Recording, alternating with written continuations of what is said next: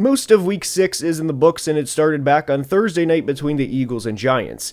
The Birds entered this game as 7-point favorites and were coming off of a loss against the Broncos in Week 5, in which they blew a 14-point lead in the second half, and in a game where Denver scored 18 unanswered to end the game. Needless to say, I thought the Eagles were going to come out firing and ready to play, and that the team would be fired up on a short week, but that wasn't the case at all. The Eagles' offense looked lethargic at times, which has been an ongoing thing all year. Now, earlier in the year, I was willing to give it time, and I thought that they'd figure it out, but we're a third of the way through the season, and they've been outgained in every game, and now we can have that conversation and acknowledge it's a problem. And aside from outright firing Kevin Patullo, I don't know what the answer is for the Birds. They're still 4-2, but it's ugly in Philly right now. Now, with the Giants, this is a game that fans have been waiting for years. From Week 1 of 2023 through Week 3 of 2025, this team was 9-28 in those 37 games, and they're 2-1 since. Jackson Dart looked great in this game and did a great job of improvising and making plays without putting the ball in harm's way, and this was all without an elite receiver in Malik Neighbors. Cam Scadaboo is a social media darling with his physical style of play, and I know we've criticized the Giants before, more specifically GM Joe Schoen with his draft classes, but the 2025 draft class for the Giants, which also features pass rusher Abdul Carter, looks really good 6 weeks in. The Jets and Broncos played in London on Sunday morning, and it was certainly one of the games of the 2025 regular season. The final score was 13-11, and the Jets are now 0-6. I don't have really anything positive to say about the Jets after this game, offensively at least. They were held to just 82 yards, and Justin Fields was sacked 9 times. And because the sack yards totaled 55 yards lost, while Justin Fields had just 45 yards passing, the Jets actually had negative 10 net yards passing in Week 6. And unfortunately, I thought to myself during this game, how do Jets fans do this every week? Because this was awful, and the Aaron Glenn one-and-done conversation is heating up, and rightfully so. Now, with the Broncos, a win across the pond is a win. This obviously wasn't a pretty win, but 4-2 is 4-2 no matter how you slice it. I wouldn't say this was a great game for Denver either, as they were in a position to be able to lose the game despite the defensive dominance, but as we always say, winning cures everything.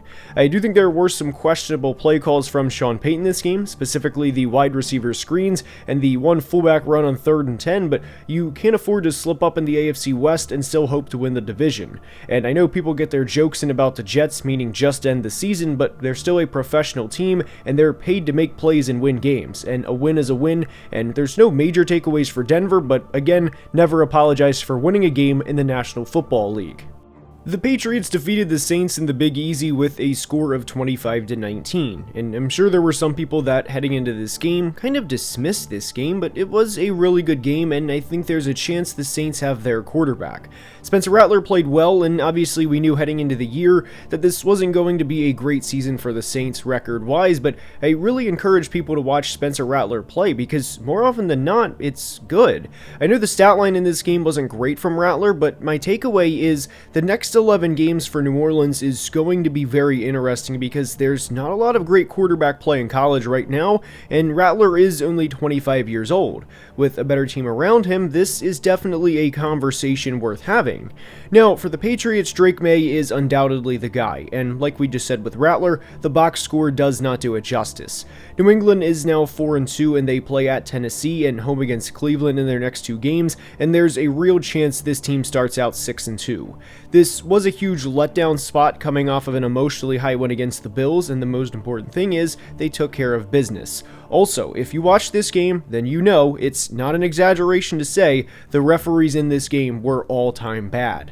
Pittsburgh defeated Cleveland 23-9, and the Browns' streak of not scoring 18 points extends another week. The last time this team scored more than 18 points was the Jameis Monday night game last year, in which Jerry Jeudy had a big return to Denver. Starting Dylan Gabriel in London against a Brian Flores defense, and then against the Steelers in Pittsburgh in back-to-back weeks, is a brutal start to an NFL career, and I'm not surprised to see the Browns lose both games, but 58 passing attempts in your third-round rookie's quarterback's second career game is not exactly setting him up for success.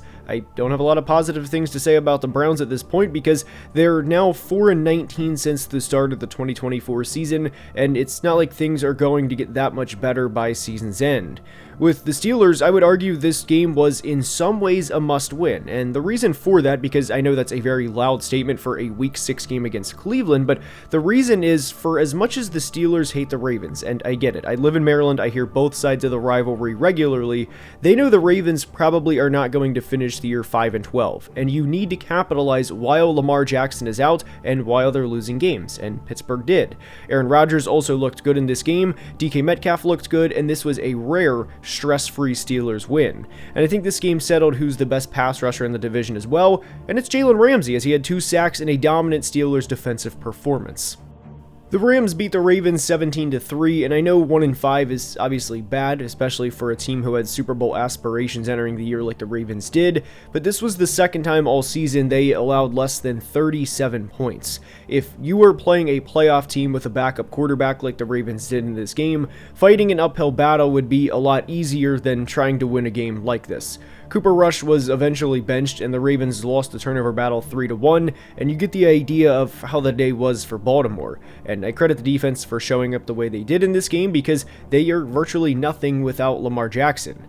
They play home against the Bears and not Miami off of their Week 7 bye, and if Lamar is back, then those 2 games will be extremely telling for the 2025 Ravens.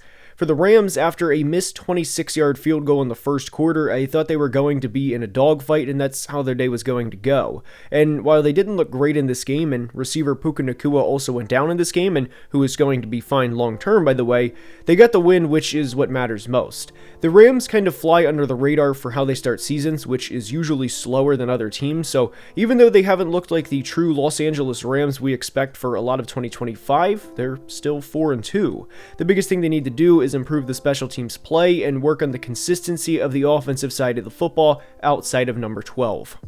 The Seahawks played the Jags in Week 6, and this was a game I was very much looking forward to because entering the game, the Seahawks were second in EPA per passing play offensively, and the Jags were 4th in EPA per passing play defensively. Strength on strength. Who would win? And Sam Darnold threw for 295 yards in this game, along with 2 passing touchdowns, and Jackson Smith-Njigba had 162 receiving yards, and as far as I'm concerned, is a top 5 receiver currently in the NFL.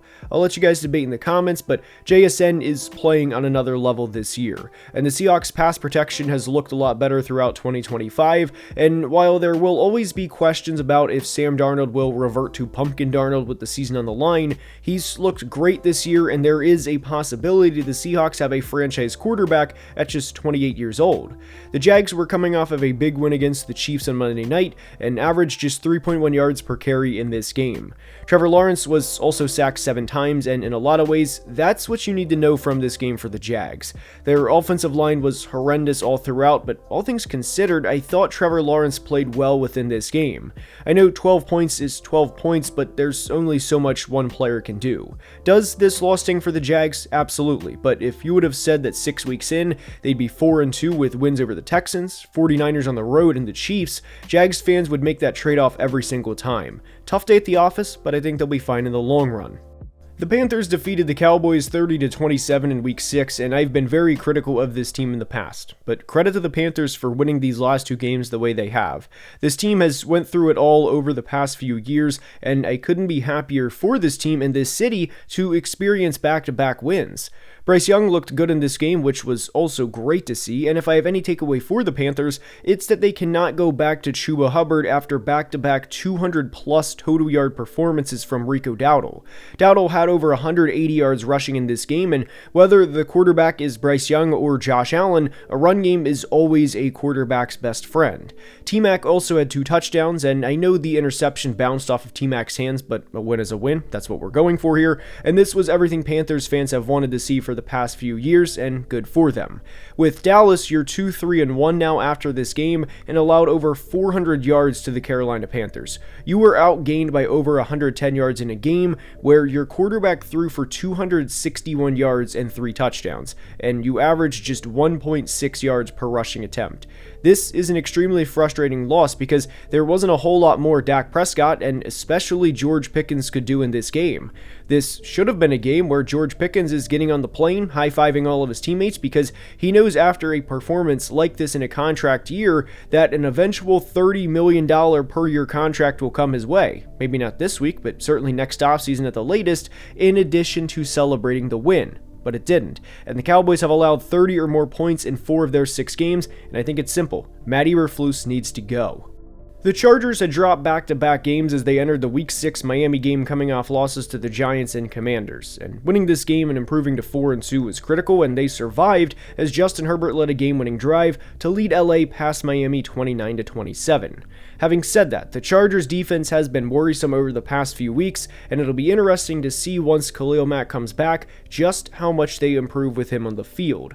I like Jesse Minter a lot as a defensive mind, but Devon Achane nearly had 130 yards and 2 touchdowns, and the defense allowed 14 fourth-quarter points, including a touchdown to put them down 27-26 with less than a minute to play. I personally think there's a huge difference between 4-2 and 3-3, despite it only being a game, at least from a fan standpoint, but they play the Colts next week, and that's not going to be an easy game.